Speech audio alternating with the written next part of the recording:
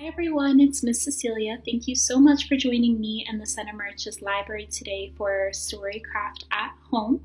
We have a special celebration for Storycraft today, and that is for Earth Day.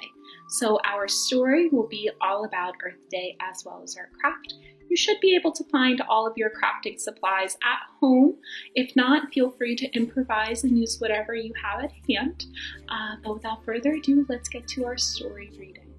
Our story for today is called Earth Day Every Day. It is written by Lisa Bullard and illustrated by Xin Zheng. And we also have special permission from Millbrook Press to read this story. All right, so chapter 1, What a Mess. My name's Trina and I'm an Earthling. I live here on planet Earth. So do trees and bees and manatees. Unless you're from Mars, you're an Earthling too. People don't always take good care of our Earth home. We do things that hurt the Earth. We make the air dirty, we throw away too much, and we waste power. Mom says people should clean up their own messes. Earthlings made this Earth a mess, so we Earthlings should fix it. It's a job for everyone. Chapter 2, Miss Big Mouth. My brother calls me Miss Big Mouth, so I used my big mouth to help the Earth. Last week, I asked everyone I know to plan something for Earth Day. Today was finally the big day, April 22nd. Earth Day happens once a year on April 22nd. On that day, people everywhere remember to help the Earth. Earth Day also reminds us to take care of the Earth all year long. My teacher taught my class how to plant trees. Everyone got to help. Someday our trees will grow to be much taller than we are. They'll make good homes for birds.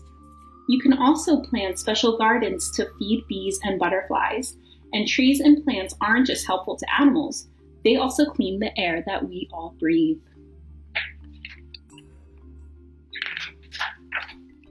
My friends formed an Earth Day club. We had our first meeting at lunch. Earth's problems mean problems for animals too.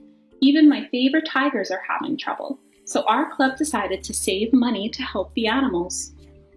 People have formed many groups to help animals in trouble. The groups find ways to protect animals and the places they live.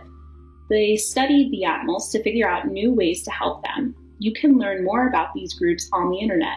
Ask your teacher or parent or librarian to help. Chapter 3, My Family's Earth Day. My family and neighbors had an Earth Day trade. Everybody brought stuff that they didn't need anymore. It's better for the Earth when we reuse old things. To reuse something means to use it again.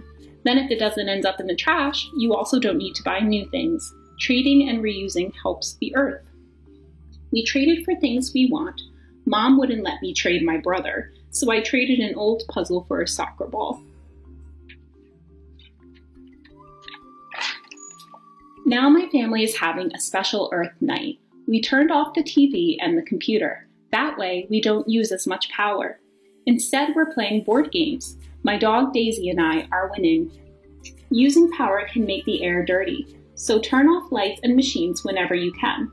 Play outside instead of playing video games. Saving power helps save the Earth.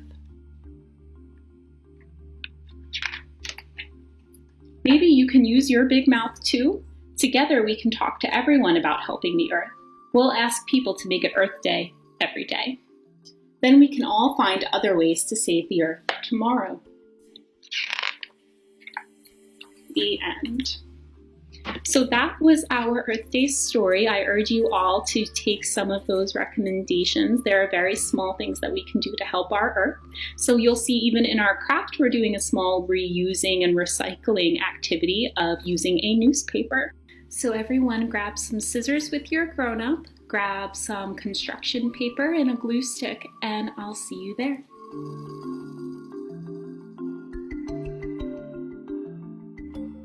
So to start to make our world, first you can use a piece of newspaper for your background. So I cut out a piece of newspaper here. If you don't have newspaper, you could use regular paper. Also, if you have blue and green construction paper, you can cut it up into little bits like I have done here. If you don't have blue or green construction paper, that's totally fine. You can use whatever colors you would like to create your world. You can be totally creative.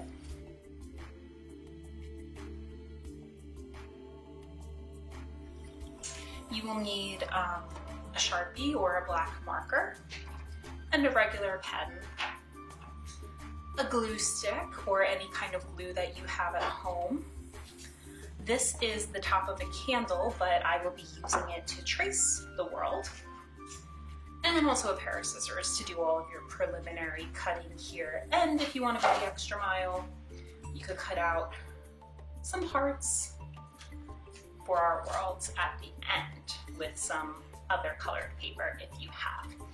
But all right, without further ado, let's get started.